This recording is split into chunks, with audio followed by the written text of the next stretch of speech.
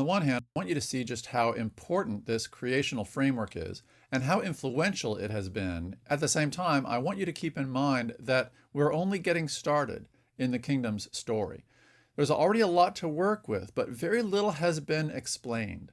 And I think that ambiguity helps explain why we have these proliferating, competing, and conflicting models of ethics in the world.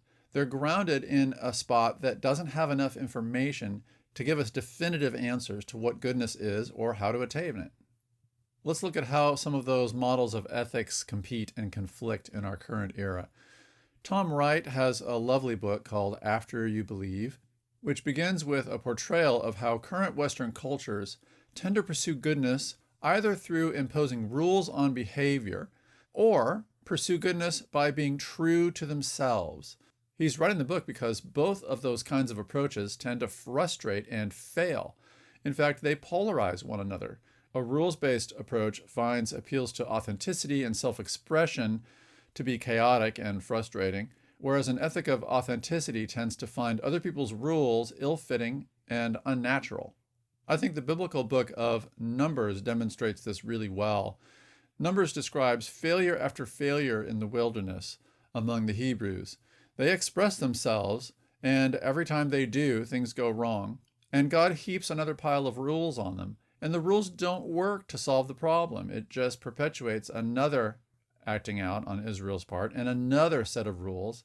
The book feels like the sad drama of an adolescent family where every new transgression brings a new rule, and not only do the new rules not work, they produce unintended side effects that exacerbate the problem, or at least don't solve it. These rules don't have to be counterintuitive revelations from another plane of existence. They can be ordinary common sense rules. Don't murder, don't steal, don't covet, don't commit adultery, don't dishonor your parents. These are pretty common sense rules across lots of societies. So rule-based ethics, even ones in the Bible, can be natural law ethics. They can be rules of behavior that make sense. Nevertheless, they rarely work as advertised, and societies often cope with them by evolving double standards. Rules for you, indulgence and authenticity for me. Hypocrisy and corruption are qualities of rule-grounded societies. So in the rest of Wright's book, he explores virtue ethics. He and Peter Kraft are among many who prefer virtue ethics' emphasis on second nature, or realized human potential, not the kinds of qualities that arrive in us at birth, or even evolve naturally in a society, but the kinds of qualities that need to be cultivated, qualities that emerge under discipline, a second nature of fulfilled human potential, not just raw human potential. You see virtue ethics across cultures, but still Aristotle gets the pride of place as developing a virtue ethic that is influential at least all over the West. For Aristotle, virtues are habits which flow into actions. Those are directed by what he calls right reason, all according to a properly disciplined human will. And when all of these things are working together, this yields a second nature of human excellence. It embodies fulfilled human potential, which Aristotle says is the goal or the telos of human nature. Social psychologist Jonathan Haidt uses a metaphor of an elephant and a rider. The elephant is that human nature that needs disciplining, and yet it's powerful, and it's so powerful that it can do what it's going to want to do. The rider is the intellect or the will, which doesn't have the power to control the elephant, but which can guide the elephant, especially responding to when the elephant moves in a direction that's unwanted. Virtues contrast with vices. Vices are also habits, and they also flow into actions, but they are directed by passions. They are directed by that elephant in Haidt's analogy. Vices exhibit either excess or deficiency, and they fuel it. They encourage further excess or further deficiency, and those drive human failure rather than human excellence. They demonstrate unrealized or frustrated human potential. Even Christians who have a robust doctrine of sin need to bear in mind that vices don't always reduce to sins. For instance, let's say I have a fearful personality. Let's say I'm timid, maybe for good environmental reasons in the way that I grew up or traumatizing experiences I had. Well, that fear, that spirit of fear, the Bible might call it, is not necessarily a sin. It's not something that I have to pay for or something I'm guilty of. Nevertheless, it can be a vice which drives failure in my life, which becomes habituated and powerful, and from which I need deliverance. We haven't received a spirit of fear, but of power, the New Testament says. I mentioned that virtues need to be cultivated, and vices can be cultivated as well.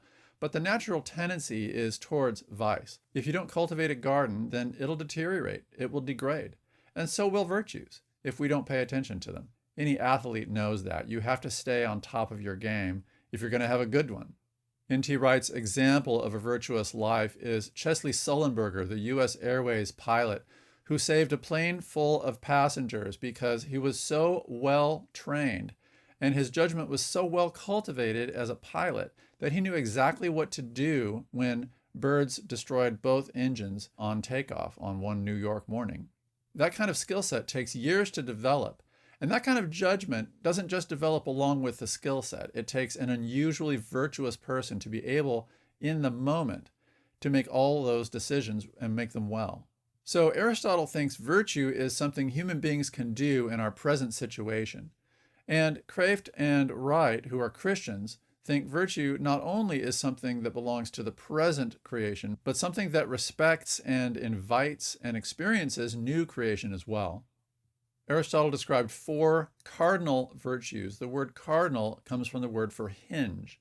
They are hinge virtues in the sense that they are necessary for a shared good life anywhere. And those 4, he says, are temperance or moderation, prudence or wisdom, courage, and justice.